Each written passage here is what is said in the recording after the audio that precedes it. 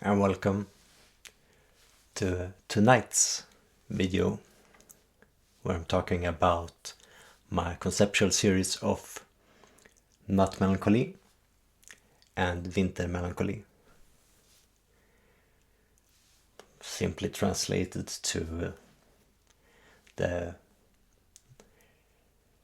melancholy of the night and from the winter, because that's the inspiration for them and also the times when I have composed these pieces of minimalistic ambience, which in this series is always piano based. And in the case of Nattmelankoli, it's also always recorded during the night. And for me, it's a very clear and easy choice, because the night has always been the time when I am the most creative and most active, both mentally and physically. And I have lived at least half of my life being awake at night and having my sleep during other times of the day, because to me and my lifestyle it's a waste of time to sleep during the night.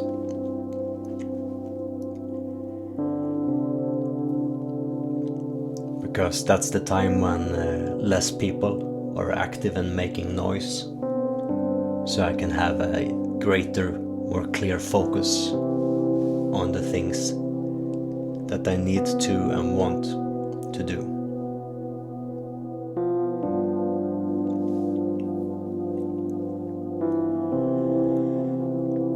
And besides that, to me, nature has a very intense and special energy during that time.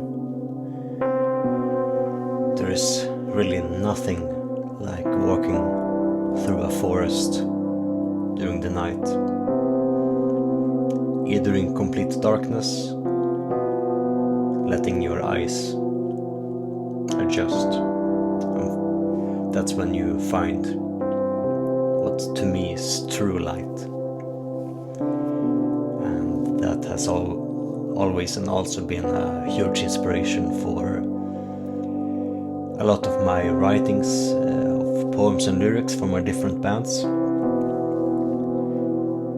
and a big narrative in my life, especially the past decade.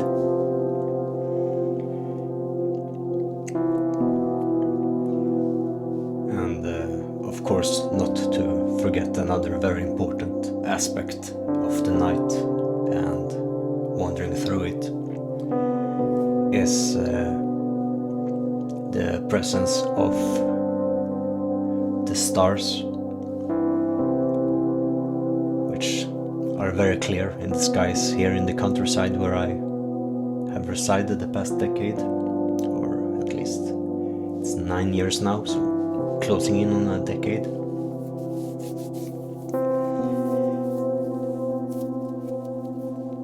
And of course the moon.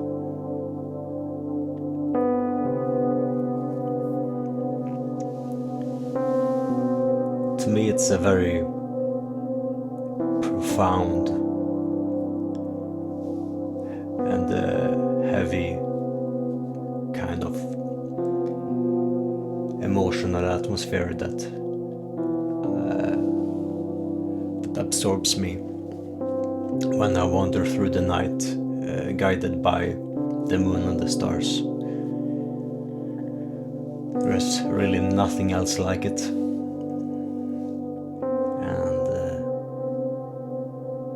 That raw, primal power and beauty is a fantastic source of inspiration and generally just energy that I can sustain myself on for long periods of time, and it enables me to do other things in life that I otherwise would have no energy or patience to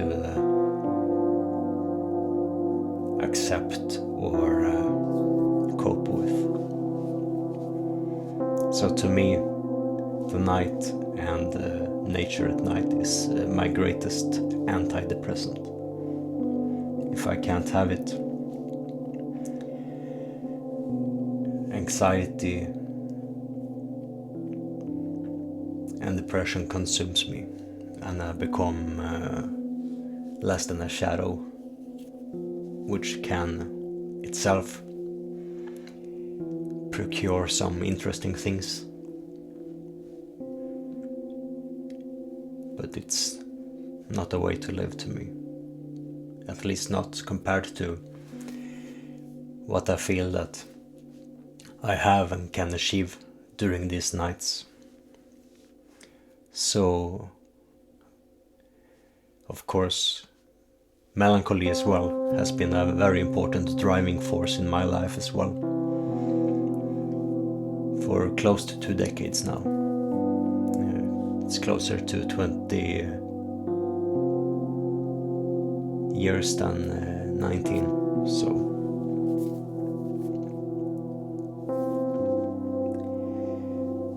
it's something that I've spent a lot of my time, especially in my youth, to dismantle and really analyze and dwell on and in, to learn about it and teach others how to sustainably live in that kind of emotional atmosphere that can be harmful if you don't know how to cope with it and how to adapt to it or let it lead you, because you need to know where you want to go. You can't just take its hand and follow it blindly, but it will take you exactly where you need to go.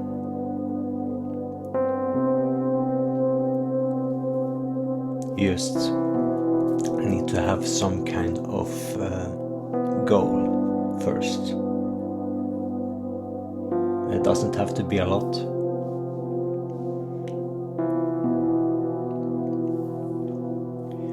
And in the cases of these piano recordings, the goal has been to create a background or soundtrack for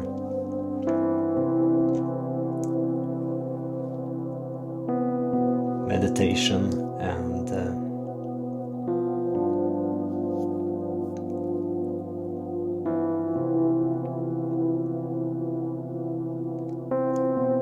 just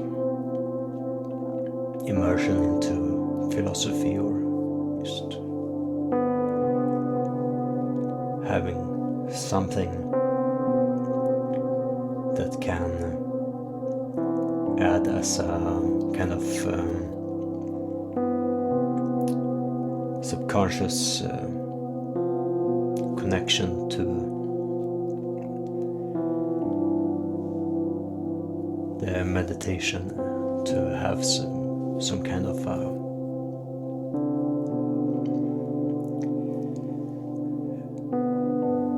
some rhythm or melody, instead of doing breathing exercises or having a mantra in your head when you're sitting or laying down somewhere, preferably alone, or with people that you can feel alone with without interaction.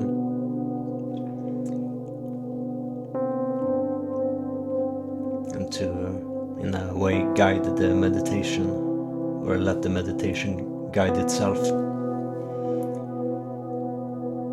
and simply remove outside distractions and act as something that draws you back in. And that's why it's minimalistic and repetitive, because it needs to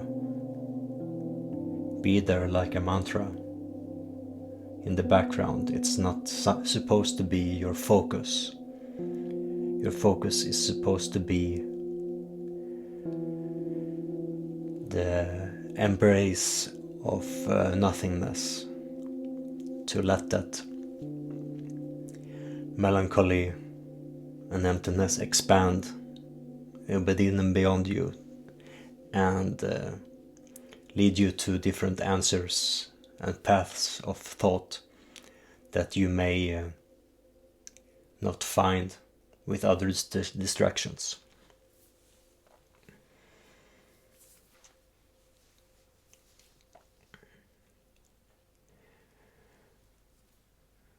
And I think it's a worthwhile goal to pursue, both for yourself and as a musician or artist myself.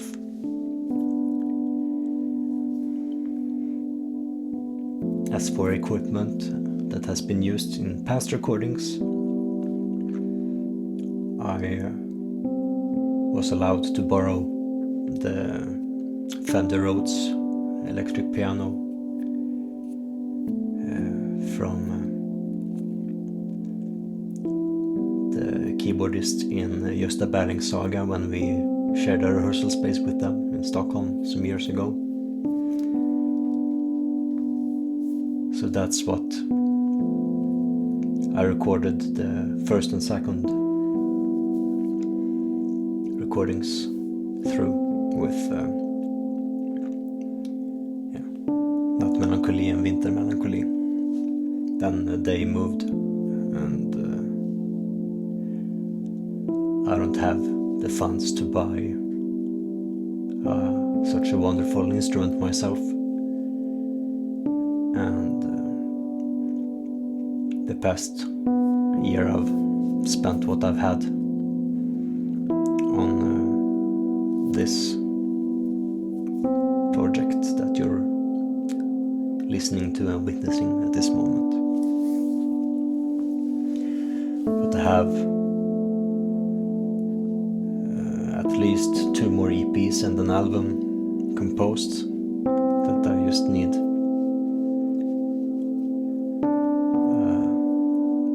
good enough sounding piano or synthesizer to record, because I really don't like plugins, even though it's of course very similar to have those on a piano compared to the computer, but to me it feels different.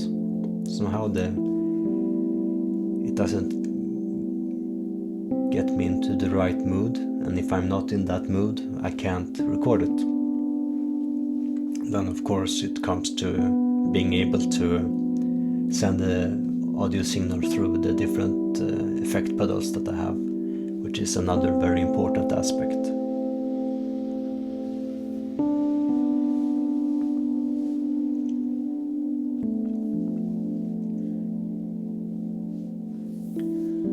As for the symbols, sigils or cover art featured in this series, it's a combination of nature and abandoned buildings that I come across when I'm on my wanderings through the countryside.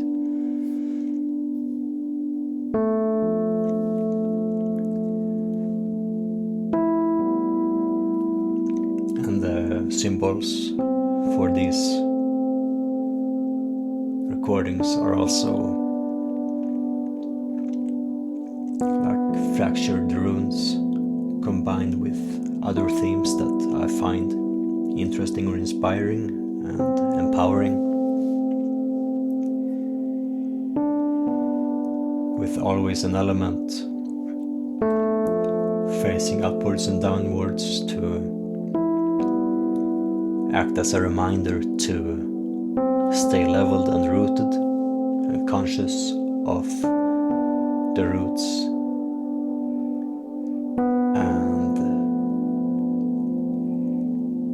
the importance of striving to move forward, upwards,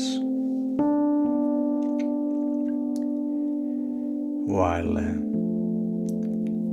gaining and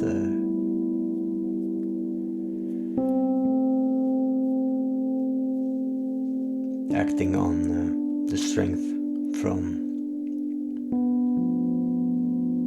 that is below or in the past, to not have it as a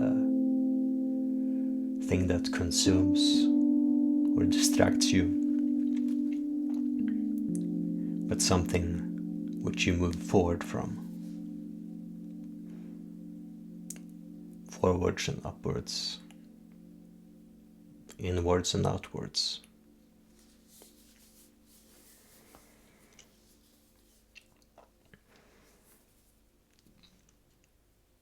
And of course it's also something that I use as a soundtrack to when I'm doing my live art performances, where I visit the different theaters or venues and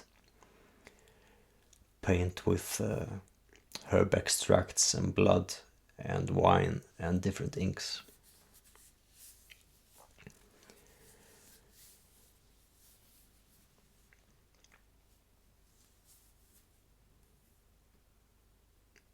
Those are something that you can find either on my Instagram or Facebook profile. If you search A Symphony to the Void and usually my name Kim Carlsson, you will be able to find it. With that, I thank you very much for watching this and hopefully listening.